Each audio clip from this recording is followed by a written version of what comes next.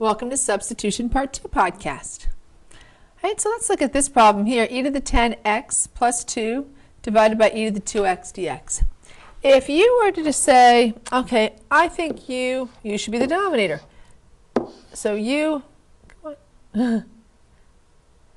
There you go. U is equal to e to the 2x, and you took the derivative. Du with respect to x would be 2e to the 2x. And we don't have that. We don't have anything close to that in the numerator. All right, we differ them by more than a constant. We differ by the exponent and a constant added, which is different than a constant coefficient. And so you say, okay, well, it's not that. Maybe it's the other one. All right, so maybe u is e to the 10x plus 2. It's got a constant, it's got a constant term added. That must be it. All right, so du dx is, okay, the derivative of e to the 10x is going to be 10e to the 10x, and the derivative of the 2 is 0. And it still don't match. And it differs by more than just a constant. The exponent is different. So that's, oops, I must have just hit to expand the board. Darn it. Come on. All right, so both of those are incorrect. All right, so I'm going to erase all of that. Because you can't begin to use substitution at all here unless you simplify. Notice we have a single term in the denominator. If you have a single term in the denominator, you could reduce everybody. All right, so now this is going to be the integral e to the 10x divided by e to the 2x is going to be e. Remember, you subtract exponents to divide like bases raised to a power. So don't say 5x. It's e to the 8x. Right, 10x minus 2x is 8x. And then we have, and then dx.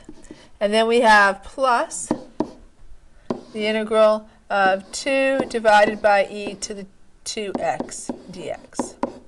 So now we do have a substitution here because our exponent on e is not just x, it's 8x. That will be a substitution. But here we had to simplify first. Otherwise, just trying to do a substitution on the original function when it doesn't work. All right, so I'm going to use u and v since I've got two different integrals here technically. So u is going to be 8x, right? The exponent on that first e, and then du dx is going to be 8. And I don't have an 8, so I'm going to divide both sides by 8, and I'm going to I'm going to multiply by dx. So 1/8 du equals dx. Right? That's fine.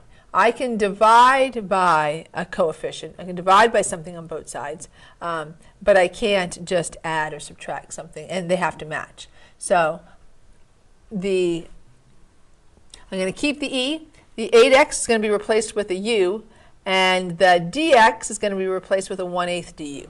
So this becomes 1/8, the integral of e to the u du. We can integrate that one. Let's first, though, take care of the other substitution. So I'll just call it v. Nobody says I have to just use u. We can use more letters. If I need another one, I would use w. All right, so v is going to be, all right, so this is technically, right, 2e to the negative 2.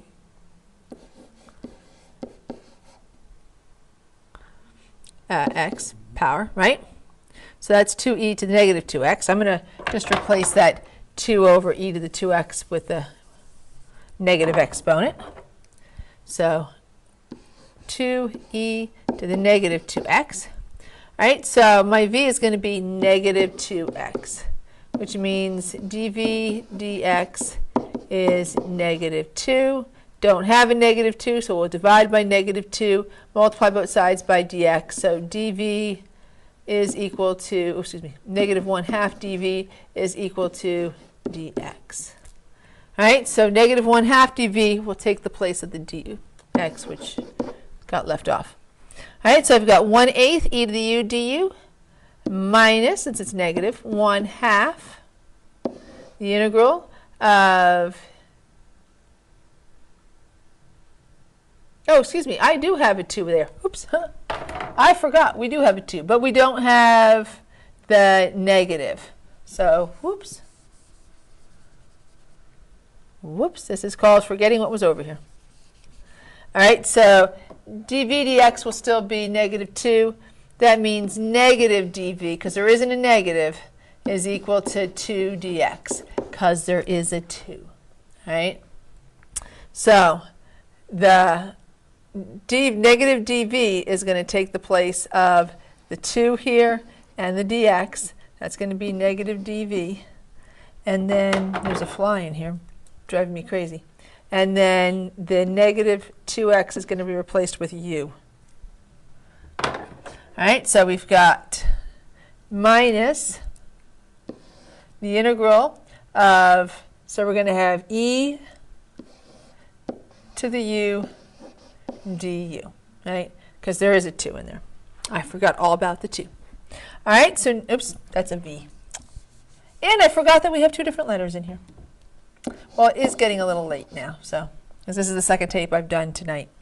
All right, so now we'll integrate. So we have 1/8, that's just going to be eu. I'm just going to put 1c at the end.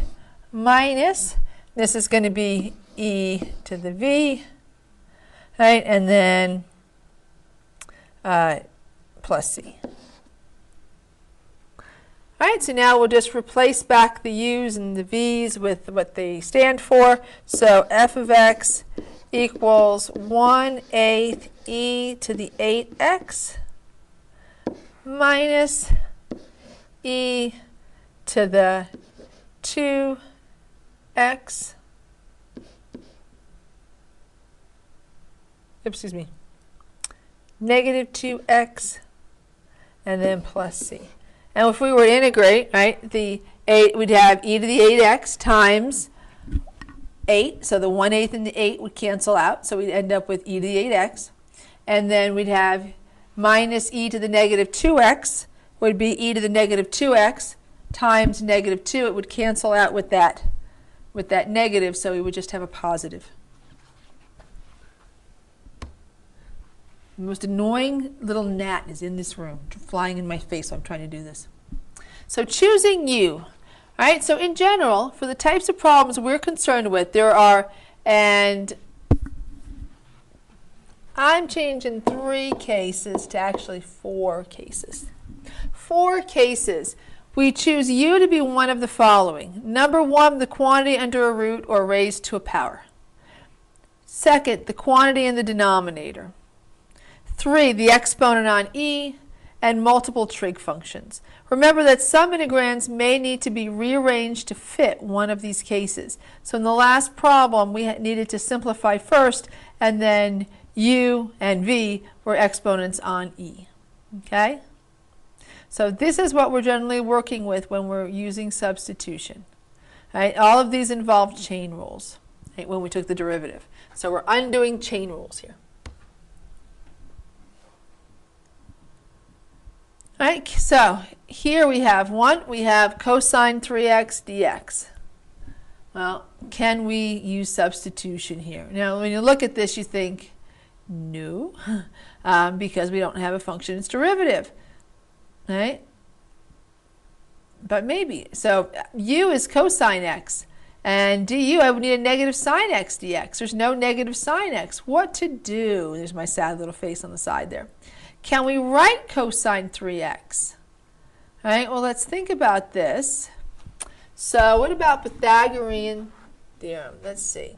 So sine squared x plus cosine squared x equals 1. What if I rewrote this? Because cosine 3x is just cosine squared x times cosine x. That's what it is, right? It's just cosine x times cosine x times cosine x. That's what cosine 3x is. All right, so I've got a cosine x here. What if I rewrite this? So cosine squared x is equal to 1 minus sine squared x.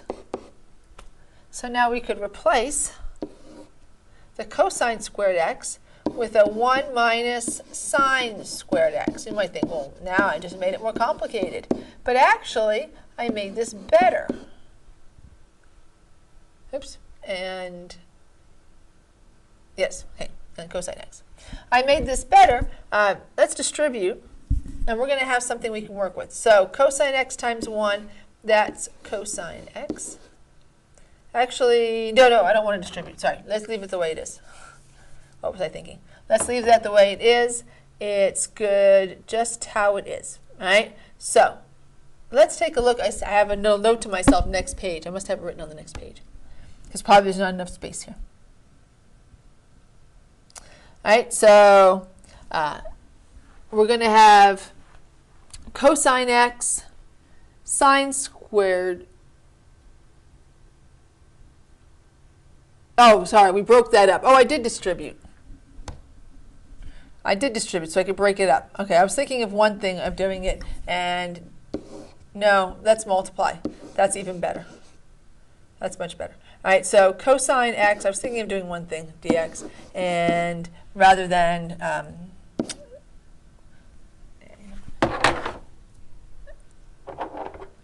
and what we really want to do is distribute. Sorry, I just dropped the pen. All right, so sine squared x cosine x.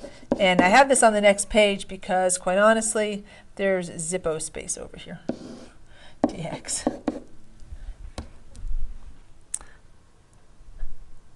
I don't know why I stopped myself from distributing it, so now I have two of them here. All right, so notice now I can have the u be sine x, and then du by be cosine dx. All right, so now I've got everybody covered. All right, so the moral is we can break up sine squared x, cosine squared x, sine cubed x, etc. using Pythagorean theorem. When you do that, though, choose u to not include the exponent. All right, so I don't want u to be the exponent because then I've got to have a more complicated derivative that I'm just not going to have. I just want it to be the sine x, right, because I've got the derivative of sine x there, cosine x. So my u is sine x, du is cosine x. This one is fine all by itself. The cosine x dx does not need to be, we don't need a u to u substitution there. We just integrate that one. All right, that one's just going to be, who's cosine x? That's sine x. So sine x, I'm going to add in the plus c at the end here, so minus. And now let's integrate this one here. So it's going to be, we're going to replace sine x with a u, so we have u squared. We're going to replace cosine x with du, so we have u squared du. So now all we have to do is increase the exponent by 1, divide by the same thing, so we have sine x minus u cubed divided by 3 plus c, and now let's replace it. So f of x equals sine x minus, and sine x is, so we have sine cubed x divided by 3 plus c. And there we go. There's the original function. So when we would take the derivative and maybe switch it around, simplify it a little bit, eventually we get to this one. All right? Maybe initially, if we took the derivative, it's not going to be cosine cubed x, but we'll have something that we could rewrite as cosine cubed x. Okay, so you can see we're going to end up with being able to pull out a sine x, and we'd have a 1 minus cosine, right? And then that would be, we could take that, when we take the derivative of that, that's going to be the cosine cubed. So moral, break up those things and choose u not to be the exponent. Okay? If we have time on this tape, I can come back and do the derivative, and then you can see, yeah, it does work out. But you can always do the derivative. It doesn't mean it's going to look exactly the same as what your function is, but it does mean that you could simplify it or rearrange things so it would match your function. Okay. Let's look at another one, because I think I probably have a little bit more of these ones with some trig functions. Yes, I do. All right, so I have tangent squared x dx. Well, I don't have its, we couldn't take the derivative of tangent x without doing some creative u to u substitution. I certainly can't take the derivative of tangent squared x any better. However, we have our Pythagorean identities. So I'm never good at remembering them. So I showed you how to derive it here. So I know I'm going to divide by cosine so I can have tangent. So if I divide everybody by cosine squared x, tangent squared x plus 1 equals secant squared x, which means tangent squared x equals secant squared x minus 1. All right, so we can replace that tangent squared x with a secant squared x minus 1. So secant squared x minus 1 dx. I'm going to split that into 2.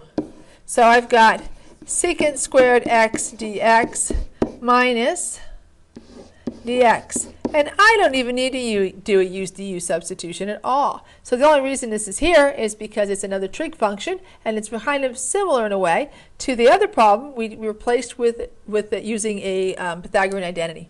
So whose derivative is secant squared x dx, right? That's going to be tangent x. Right?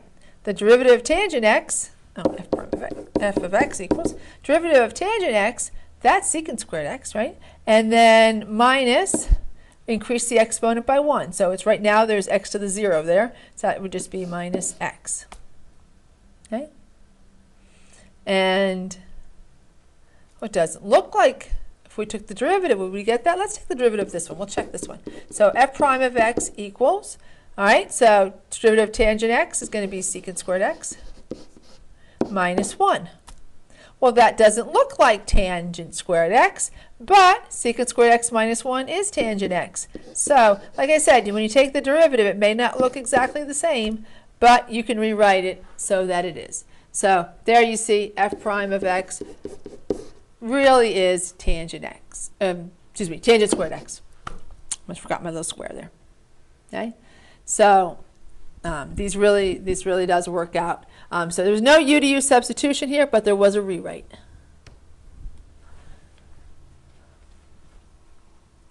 All right, so we want to find f of x, so that's its derivative. So if you're asked to find f of x so that the derivative is something, it means you need to integrate. That's how you get back to the original function. And this is not a u to u substitution. We can simply integrate all of these things. So we have negative 4e to the x dx minus 6 sine, and I can pull sine x dx.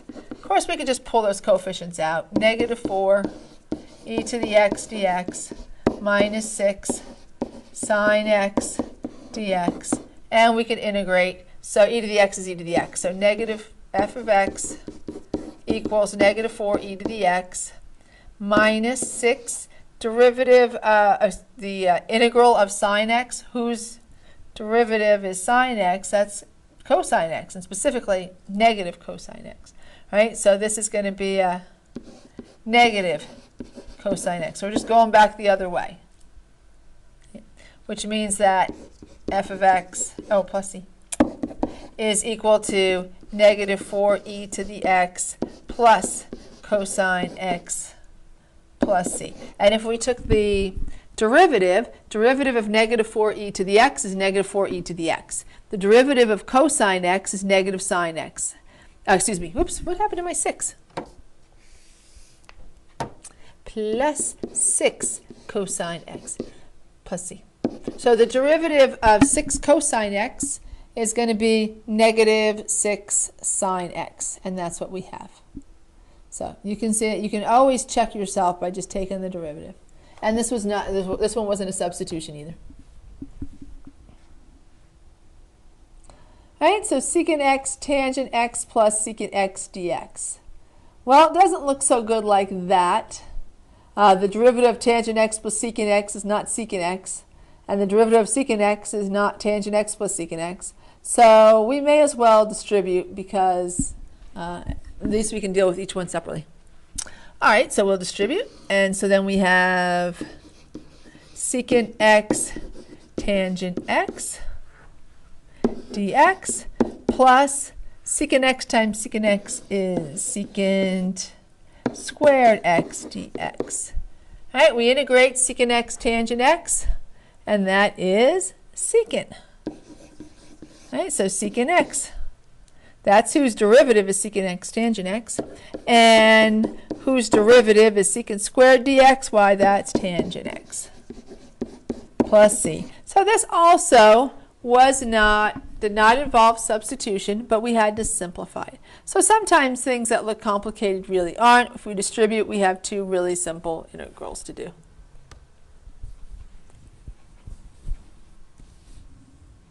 All right, so I have this one written up, I guess, and I'll just scroll down. We have 1 plus sine squared theta cosine theta d theta.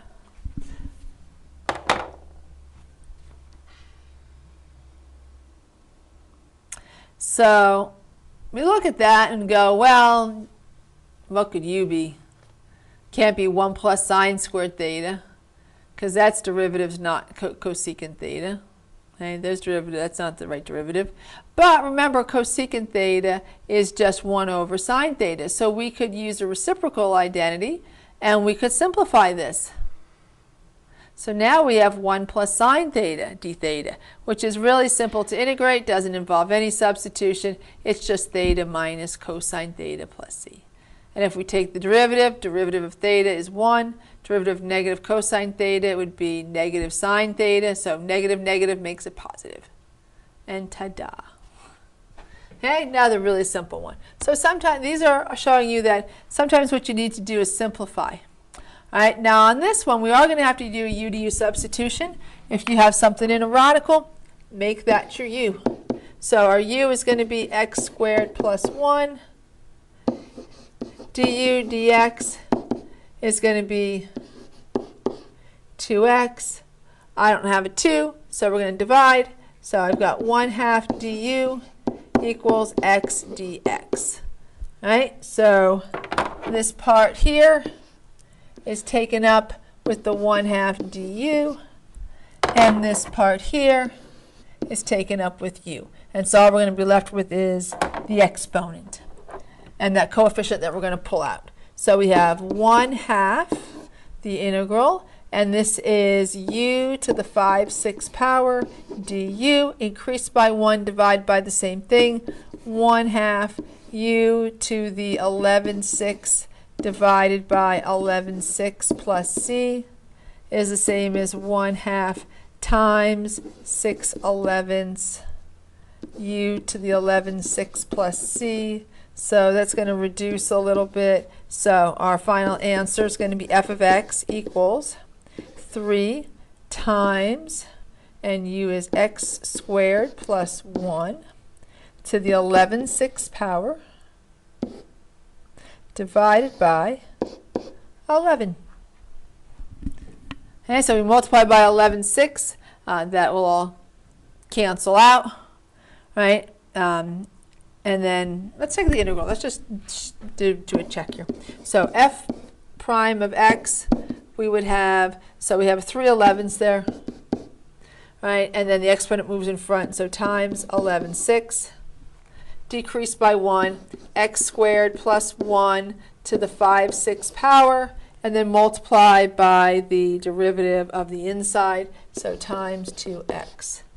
Right, so the 11s cancel, the 3 and 2 cancels with the 6, and I'm left with x times x squared plus 1 to the 5/6 power, exactly what we have under that integral. Okay? So you can always check yourself. All right, so here we have a denominator. Make the denominator. If it's going to work, it's going to work because it's the denominator. All right, so I've got u equal 3p minus 1. Right, so if it's going to work, the denominator is what will make it work.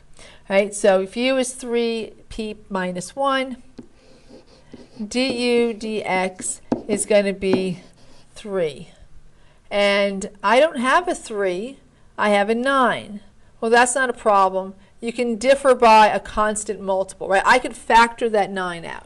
Right? It's not something added or subtracted. It's all multiplied by 9. So I need a 3 du to stand for my 9 dx, or dp, sorry. I get in the habit of making everything x's. So dp, dp. All right. Hopefully everyone sees that. All right. So if there's, just because we've seen ones where we didn't have a coefficient, so we divided by that. Sometimes we have a coefficient that's not there, and you can multiply. All right. So we have a 3. I'm going to pull the 3 out. I've got u to the negative 3 power du, increased by 1, divide by the same thing. So 3 times u, and that would be to the negative 2 power divided by negative 2 plus c.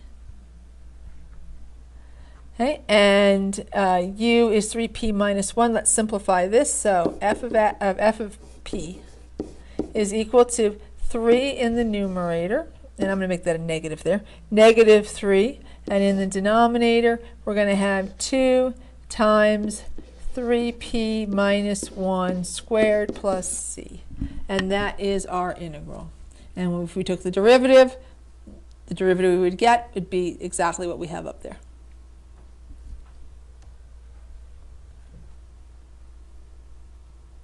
All right, so here we see something raised to a power. That should be our u. u equals x squared plus 2x plus 1.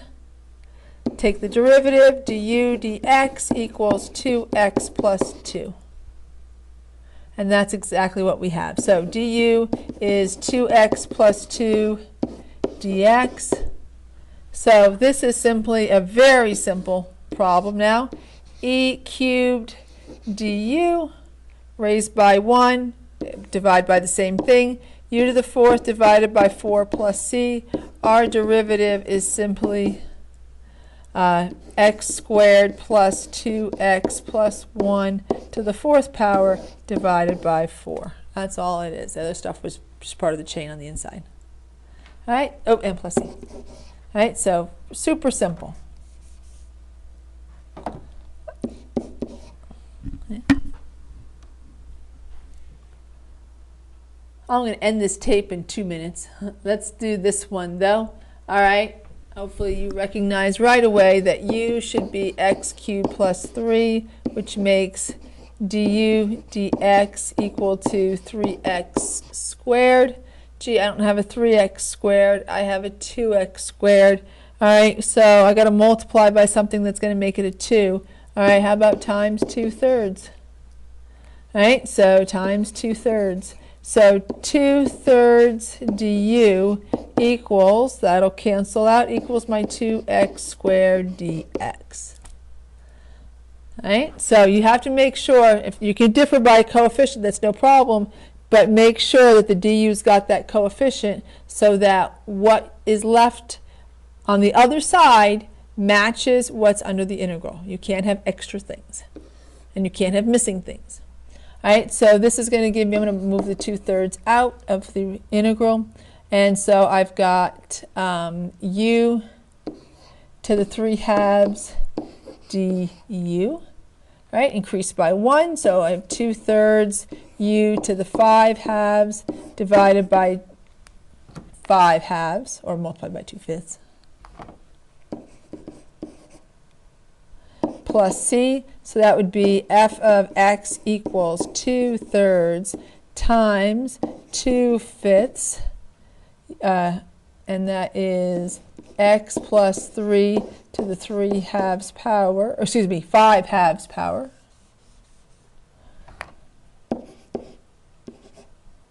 plus c.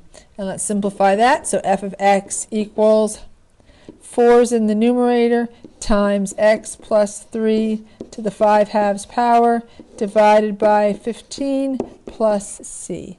That would be our integral. Oops. I was trying to fix that parentheses. Didn't do a very good job. There we go. Good as new.